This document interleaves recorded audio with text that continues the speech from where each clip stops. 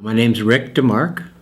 I am with the U.S. Department of Agriculture and the agency within that called the Natural Resources Conservation Service, who assigns me to assist a not-for-profit organization called the North Country Resource Conservation and Development Council. We're located here in Laconia, New Hampshire, and our C&D area services this county, Belknap County, as well as Carroll, Grafton, and Coos County, which accounts for about 2/3 of the state of New Hampshire. I've worked for the Department of Agriculture for a little over 30 years now. The Resource Conservation and Development Councils were established actually back in the 1960s as part of President Johnson's war on poverty. And our job as our C&D councils is to help bring resources, whether they be U.S. Department of Agriculture or other government resources, or resources from other sources to help rural America. Our primary focus is to balance and bring together natural resource conservation needs with community economic development. It was identified that in order for small food producers that wanted to get into value-added markets, taking a raw food product and making it into something with more value, a jam, as simple as a jam or a jelly or something else, that they needed licensed commercial kitchens. Well, it's not easy for an individual to establish a licensed commercial kitchen. So one of our activities was to help create shared use commercial kitchens that are then leased on an hourly basis for people that have raw products, or even just buy raw products and make them into value-added food, specialty food products. Looking at our forest resource base, have been very concerned about being able to maintain markets for what we refer to as low-grade woods. These are wood products that will never find their way to a sawmill to be made into even a stick of lumber, a 2x4, much less a piece of furniture.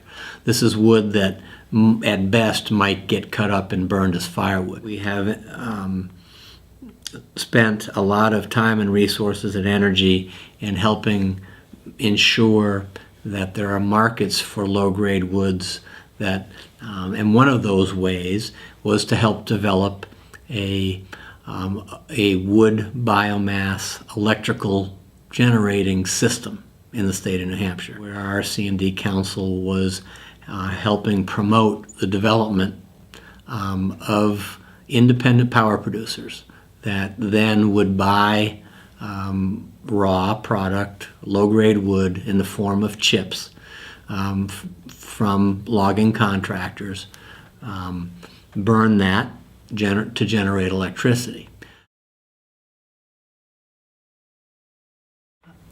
One of the things we discovered along the line was that while it's wonderful to provide these low-grade markets, we may be doing it at too much of a price. The electrical generating process, whether you're talking about one that burns chips for wood or burns nuclear fuel, are relatively inefficient at converting fuel into electricity. We're talking in the vicinity of 25 to 30%. What happens is that when you burn wood and you create steam and you turn a turbine, you make electricity, but you're only converting that fuel. You're only utilizing 30% of the value of that fuel to do that. The other 70% of that fuel goes up the stack in the form of steam or cooling water. It's being wasted. There are many ways to put that waste energy to work. And so it's actually 11 years ago now, we identified several what we called then co-located industries. You could also call it cogeneration. Tap into that cooling water, and instead of venting it into the atmosphere, use it to dry lumber, use it to run manufacturing processes, use it to simply heat buildings or cool buildings, because heat can also be used to run refrigerators. To use wood biomass to grow business opportunities, to make New Hampshire communities more livable, to help people heat their homes and buildings more efficiently and at a lower cost than they're currently paying for oil or gas, and also to continue providing a market for low-grade wood, which with the demise of our pulp and paper industry is more critical than ever. What we believe, and the data supports it, is that while burning wood does produce carbon dioxide, there's no denying that it does. If we burn only what we grow, so that if we harvest in a sustainable manner, that in essence what we're doing is carbon neutral, so that it does not add to our CO2 emission problems, does not add to the problems of global warming or climate change. I've always believed in community service. When I came back from the Peace Corps and started working and sought out the Natural Resources Conservation Service, I did that, I guess, either it may have been consciously, but I think it's more subconsciously, because it's basically the same work I was doing as a Peace Corps volunteer. It's helping people help land. Favorite part about my job are the people that I get to work with. What's been so fascinating and provides a high degree of satisfaction to me are that these people will come together in what the RC&D Council refers to as project teams. They're all volunteers. We don't have any money to pay them. They come together because they believe in this as much as we do, and that's what keeps me going. The role of the RC&D councils is to be a catalyst.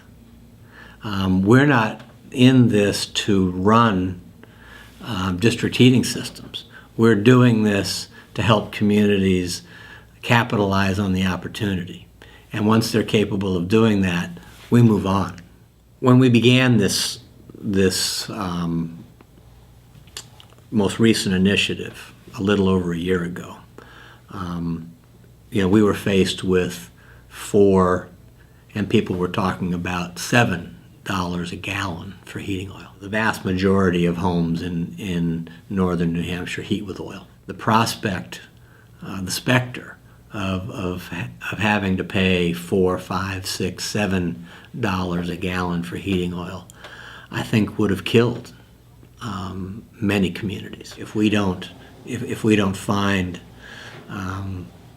start making the changes we need to now. Then the seriousness will be back.